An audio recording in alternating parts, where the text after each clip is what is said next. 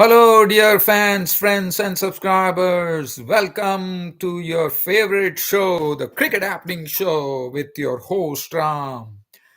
Well, India has definitely taken off in a wonderful manner. Yes, there was a bit of a stutter early on when Josh Hazelwood rocked India with those two wickets, and three wickets were down for just 2 runs. But India finally, with a very, very stodgy partnership that started between the experienced hands of KL Rahul, 97 not out, and Virat Kohli, 85. India at the final bend had it much easier, and India won the game. So, as I said, India have taken off in this World Cup with a victory over Australia in the first match. So that's a good feeling being the hosts of the World Cup. It really gives a great feeling that you're off to a great start in the World Cup. So definitely I'm going to look at as to how the proceedings panned out at the M.A. Chidambaram Stadium in Chennai. Luckily, there was no interruption. There was not a lot of forecast, but they were telling that there might be some interruptions for rain. But luckily, the rain god stayed away. And only when the match was about to end, once the match had ended, we saw the lights going out, some sort of lightning or something of the sort. But luckily, by God's grace, everything went well, and the match finally ended up with India winning by 6 wickets. So first and foremost, let's start with the toss here. Now, and you know, and also M.A. Chidambaram Stadium was absolutely chock-a-block, and there was no surprise at all. We all know the amount of support that the Chennai people give to cricket. We have seen that in the IPL as well. They were all absolutely clothed in blue, and there were hordes of supporters over there. And probably a handful of Australian supporters as well were sighted there, as I was seeing on the telly. And let's talk about this game, the fifth match at Chennai. The toss. Now, one thing I would like to make an observation here. Pat Cummins, the Australian captain, I probably felt that what was that the right decision by Australia to actually go and bat first when they had the rub of the green, because we have seen that it's always better on these tracks to chase. So I was a bit surprised. I, for one, was a bit surprised. But nevertheless, probably Australia might have probably thought that, they could actually put the pressure on India by piling a huge total. But the Indian bowlers were absolutely on the mark, plugging away, whether it be the seamers or the spinners. They did their job perfectly well. And the Australians were really, really put on the back foot. And finally, in fact, India bowled them out for 199. So definitely, I think the only reason where the Pat Cummins would have actually thought that he would actually bat first instead of putting India in. For me, is the only thing that he might have been back of his mind of to make more runs and probably put the pressure on India, which probably backfired for them. And that's the precise reason Australia, getting out for 199 was not really good news for Australia itself. Now, talking about this particular game, if you look at the card there, it was the start was very good for India. When the dangerous Mitchell Marsh, who came in as opener with David Warner, was snapped up beautifully by Virat Kohli in the slips. What reflexes Virat Kohli showed when he took that catch in the stick cord, and diving to his left and scooping the catch low to his left. That was India's first wicket in the World Cup, and that would have been a great feeling. And what a catch to bring that up to please all the Chennai audience in the ground. And Mitchell Marsh was the first to go for it, and that was, to me, was the big wicket of all, Mitchell Marsh, because you know what damage he can do to the bowling. After that, it was all about settling down, and that's precise thing that David Warner and Steven Smith did. They went on to stitch a partnership from 5 for 1. They took it till the 16.3 overs. They started stitching the partnership with David Warner playing a few good strokes. Steven Smith, as is his wont, whenever the situation used to present itself, he was presenting that blade very well to the ball, and he was doing a good job. And this partnership was something which was definitely, getting Australia definitely out of not a hole, I would say, definitely out of a tough situation. Mohammad Siraj was totally. Bumrah definitely bowled well. Mohammad Siraj was totally on the mark. Did not give any room for the batsmen to free their arms. And Hardik Pandya was the one, a bit of a weak link today, because his first 2 overs went for plenty, which normally we don't see Hardik Pandya doing that. So, Hardik Pandya was a bit of a worry for India. And also, let me also talk about one more thing that was missing, would be very, very sadly, the young and talented Shubman Gill was the one who was down with dengue fever, and unfortunately he could not be take up spot in the Indian team, and that was a big miss. Well, India won the match. That is quite a different thing altogether. But what a big game player Shubman Gill has become now, in his brief tenure in his international career. Now, looking at that, and then the spinners came on. Ravichandran Ashwin, he did his job in the manner that he does. Kuldeep Yadav was very difficult to pick up. He was really turning the ball at some great pace, and that was really making it difficult for the Aussie batsman to fathom as to which way the ball is going to turn. And Jadeja also did bowled a masterly spell, one could call, picking up the highest number of wickets for India with 3 wickets for 28 runs. Uh, so everything, I thought, when Steven Smith and David Warner was batting, they had pushed the score on to 74, which was good for them. But after that, once that one wicket fell, the stand was broken when David Warner drove back to Kuldeep Yadav, who accepted the catch. He was gone for 41 or 52 deliveries with 6 fours. And after that, this Aussie innings totally went into a tailspin. Because the next after that it was wickets. Manas Labuschagne came and definitely tried to settle down, but it was a very brief tenure at the crease for Manas Labuschagne as well. Labuschagne made 27 of 41, and Steven Smith, what a ripper from Jadeja. This is a dream ball that a left arm spinner will bowl. He just went on to hit his off stumps, and Steven Smith was really bowled for a real ripper. Really a great job by Jadeja. And as I said, there was a turn available, no doubt about the ball was turning. Ashwin also, I thought he bowled very well, and I thought at times trifle unlucky not to get the edge of the bat. And afterwards, once those wickets fell, the pressure started building. There were 2 new batsmen at the crease. Alex Carey was dismissed too for duck, LBW to Jadeja. And then it was Glenn Maxwell and Cameron Green.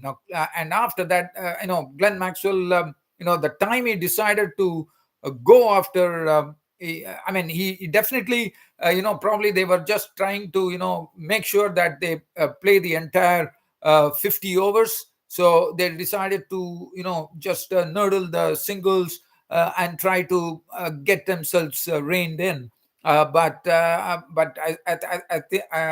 would say Indian bowling was very, very sharp. The Indian fielding was also excellent today. They really, really did a wonderful job, I thought, the Indian fielding. It's starting with Virat Kohli's catch. The ground fielding was superb, which is great news. That is what one wants from a host country in a World Cup. And then Cameron Green, and then it was wickets. Cameron Green fell a victim to Ashwin for 8. Glenn Maxwell, as I said, lost his stumps to Kuldeep Yadav. That was wonderfully done by Kuldeep Yadav. Another ball which really, really turned. And this Kuldeep Yadav, we know that he has a lot of pace on his deliveries now, and the batsman has to be pretty nimble on their feet if they have to face Kuldeep Yadav. But it was not to be, and that was the end of Glenn Maxwell, and that was a big wicket for India as well. But after that, there was nothing to really talk about. India just went through their paces. Australia went through their. I mean, they just made sure that they had to bat the 50 overs because India had India had put Australia in a sort of a very tough situation. And finally, it was all over when the Aussies were bowled out for 199. Mitchell Stark, I thought he was the one who was there till the finish, making a 28 of 35. That was a good contribution. And after that, was nothing to really talk about. 199 all out, the Aussies. And looking at the bowling, Bumrah had 2 for 35. Siraj 1 for 26, 6.3 overs, one maiden. Pandya, as I said, was the weak link today, 3 overs, but still he picked up a wicket at the final stages. Ravichandran Ashwin, as I said, he definitely bowled well. Trifle unlucky, I thought that he could not get a lot of wickets. 10 overs, 1 for 34. Kuldeep Yadav, 2 for 42, excellent bowling. And Ravindra Jadeja was totally the pick of the bowlers, 10 overs, 2 maidens, 28 runs and 3 wickets. And 199 was always going to be a very low score on this particular pitch in Chennai. And now it was India's turn. And who would have thought that India would have been put right on the back foot, right from the first over itself, when it was Ishan Kishan first flashing hard at a ball from Mitchell Stark outside the off stump, and Cameron Green snapping up the catch. And there was definitely some movement, as you know, under the lights. Mitchell Stark and Josh Hazelwood were moving the ball, and Stark had provided the breakthrough, and Josh Hazelwood joined in the fun in the second over itself, when he first had Rohit Sharma LBW for naught, and then Shreyas Iyer playing a shot which was probably not warranted at that stage. He could have probably waited there, sussed up the pitch, and slowly could have started, because he had 2 wickets already down for 2. So he really added more problems to India, I would say, because the stroke on which Shreyas Iyer got out,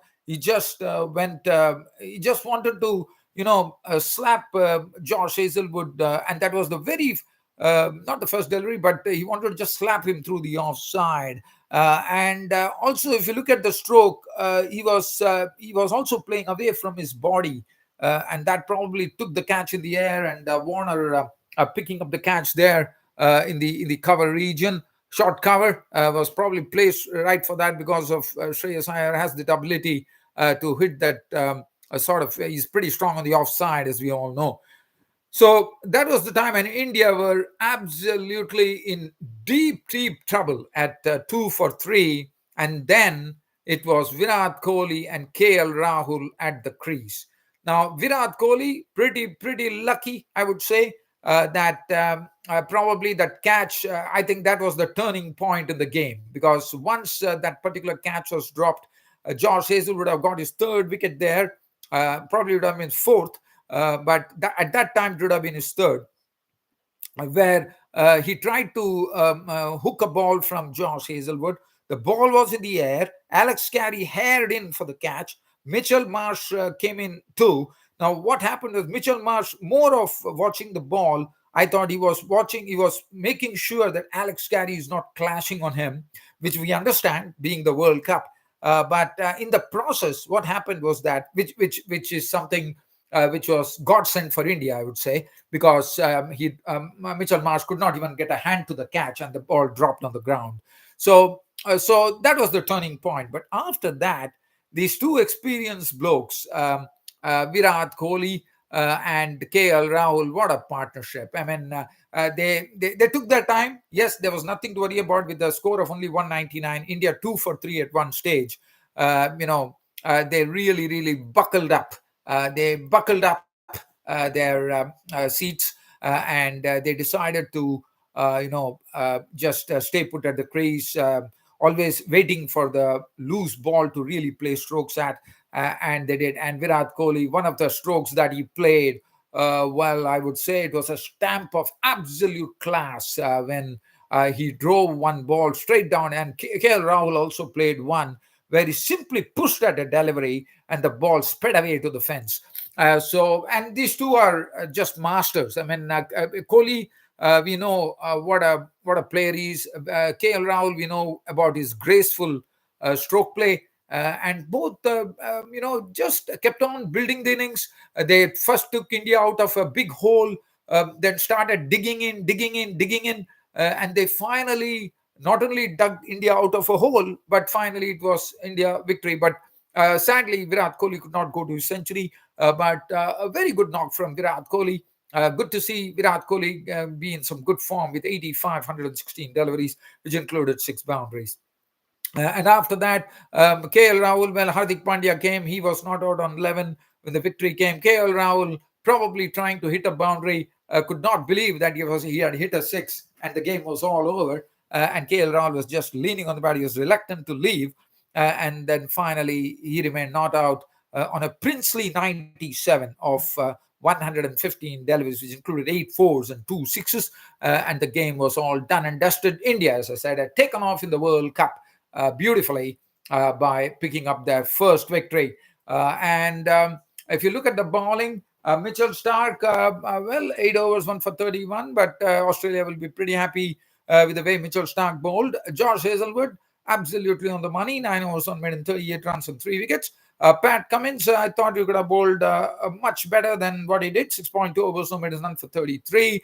Glenn Maxwell, 8 overs, gave away 33 runs. Adam Zampa, 8 overs, 53. 2 overs, 11 runs. Now, one thing that I would like to say here is that Adam Zampa is a good spinner. I'm not taking anything away from Adam Zampa. He's a good spinner. Today there was some, I read some news which was pretty interesting. Nathan Lyon, probably not considered because of the injury he suffered, but he's really, really recovering well. And he himself has made a statement telling Australia, if at all Australia requires his services, he would be more than willing to fly down to India. Now, I don't know whether that is going to happen, but Nathan Lyon, I can tell you, he's a quality bowler. And really, I think I have a feeling. I mean, Nathan Lyon is someone, and I think he should be, if at all the situation presents itself, like there are some injuries or anything, I think Nathan Lyon should be roped in from Australia. He should fly into India, and he says he's okay. He says he can serve his country. So I would strongly feel that Nathan Lyon should be someone who should be coming in and joining the World Cup team in India. But again, it all depends on the situation, because they can't, Aussies obviously can't break the combination that they have. But if at all there are any injuries, I think Nathan Lyon should be the man to go, because he would be a genuine quality spinner. And another thing is that for Nathan Lyon, we are not going to see Nathan Lyon much. He's a very quality of spinner. On Indian tracks, I think he would be quite a handful. One thing that I would like to say is that Nathan Lyon is almost coming to the evening of his career, and I'm not going to. I don't think I'll be seeing him in the next World Cup. So probably it's a missed opportunity, or probably it could be a blessing later on. One does not know, but I have a strong feeling that Nathan Lyon could have definitely been a part, but just for that injury, he was not considered, I reckon.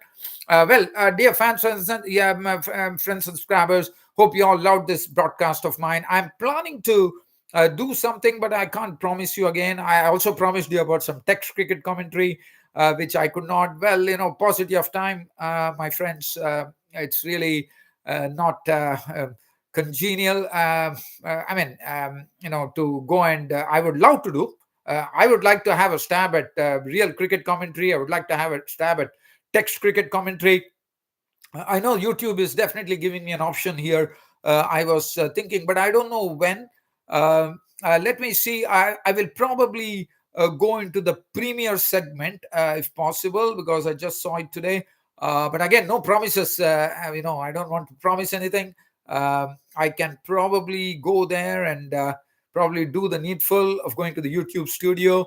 And probably I don't want to pick up any audience. I want to give it to all my subscribers. So if at all that happens, then probably you will see me coming and doing some commentary. But anyway, I will try that. But as I said, no promises.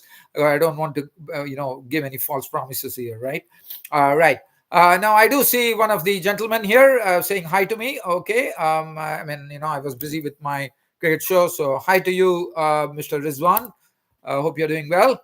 And I know that I'm happy to see that you're here looking at my cricket show, which is really good to know. Well, I don't see you there. Probably you were there and I didn't respond, and you probably left. That's still okay, Rizwan. Probably we might catch up some other time. Well, pleasure bringing you this cricket show, Cricket Happenings on the ICC Cricket World Cup. And tomorrow, New Zealand take on Netherlands.